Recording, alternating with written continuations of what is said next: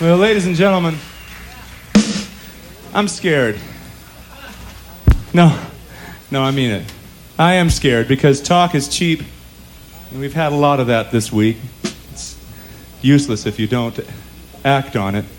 Talk is cheap, and we're too good at doing it, but Jesus talked, and he meant what he said. He meant what he said when he said that what you do to the least of these, you do not for me. He didn't say that. He said, what you do to the least of these, you do to me. You do to me. A couple years back, I went to the country of Haiti. I went with Compassion International. And I watched these children on the streets of Port-au-Prince playing in the streets. And I had just never had an experience like this. I didn't know what to think.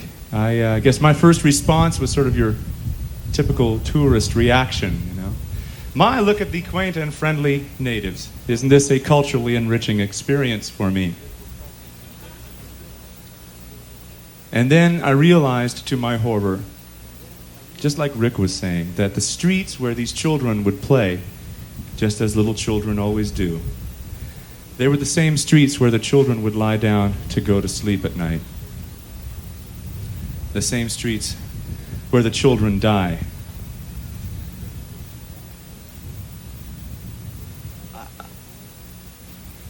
I got so angry. I found myself, pointing, looking for someone to blame. And it was in that moment, it was like God took my hand and just turned it around. And he was saying to me, now, Randy, if you don't do something about this, now you're to blame. What kind of people are we that can watch the children of the world, our children, they're our children. What kind of people are we that can watch our children die slow deaths in the streets of places like Haiti or the Philippines or many others that you would name, out of neglect, just out of neglect? What kind of people are we? Good Christians? I don't think so. I don't think so. And you look into the faces of one of those children and all of the nonsense, all of the verbiage, talk is cheap, and they render you mute. You see their eyes, and it renders you mute. You can't just say, well, it's so, you see, it's so very complex, all of the political implications and the red tape. I'm really sorry that that you have to die, but it's terribly complex. No, it's not. No, it's not. It's real simple. It's sin. I've never seen a clearer picture of sin. I was thinking about being here today and talking to you, and I kept on getting this vision of a surgeon or of a doctor in the emergency ward pounding on the heart of a dying patient. And sometimes, man, I feel like that's what God is trying to do to us. He's there pounding on our hearts, saying, wake up, wake up. Come on. The children need us tonight. This is not just film footage. These are not just pictures in a magazine. They're real. And they need us now. And I just thank God that there really is something real, something immediate that we can do to touch their lives. God is not into us doing some token gesture. He knows what he's doing when he says, you just go be responsible with what I've given to you. See, because someone will see you do that, and then maybe they'll do it, and someone will see them, and someone will see them, and someone will see them. And that's how Christians walking in faith can change the world. That's how it happens. So there's something we can do right now. You can sponsor a child.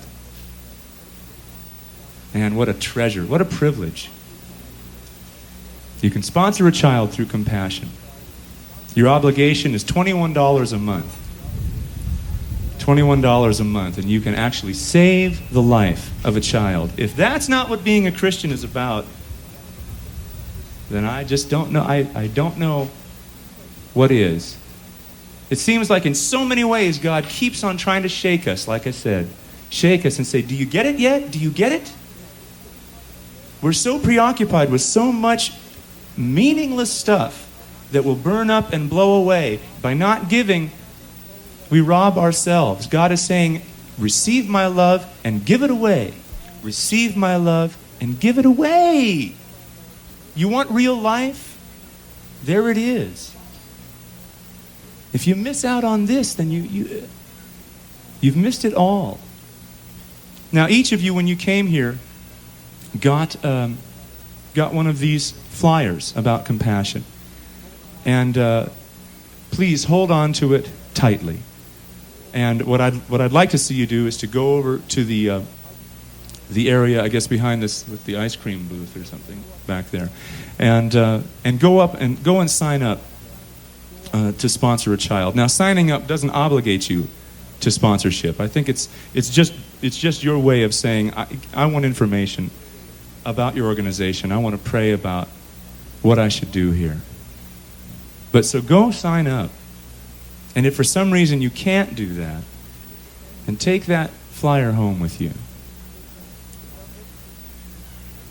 You know, every time I start to get deprogrammed, I get back into America.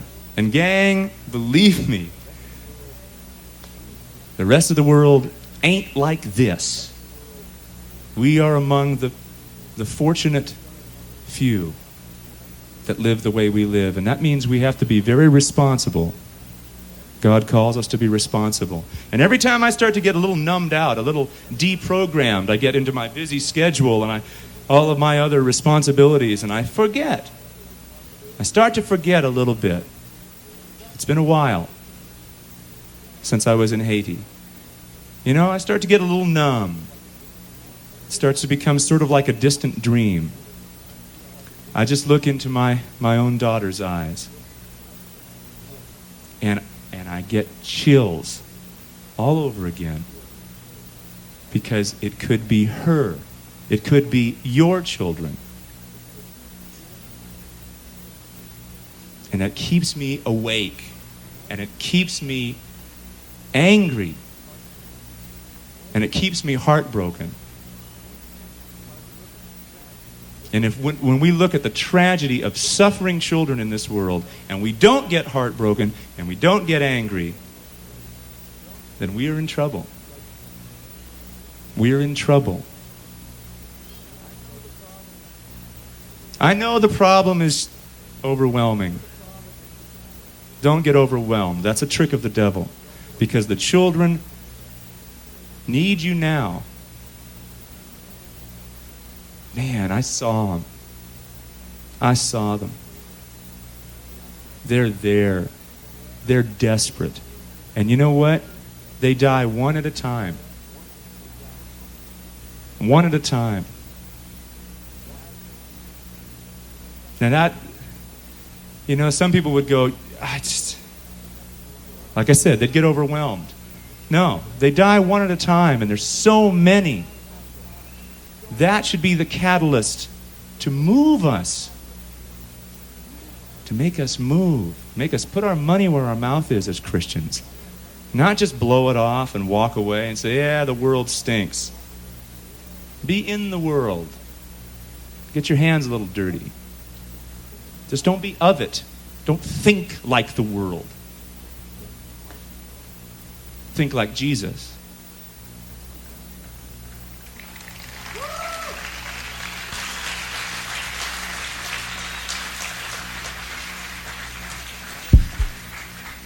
There's a lot of us here tonight.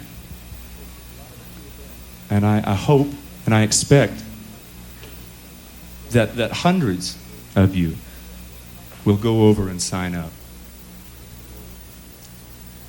It's a privilege. And God is watching. This is for the children. This is a song that Phil Keaggy joined me on a few years back when we recorded it.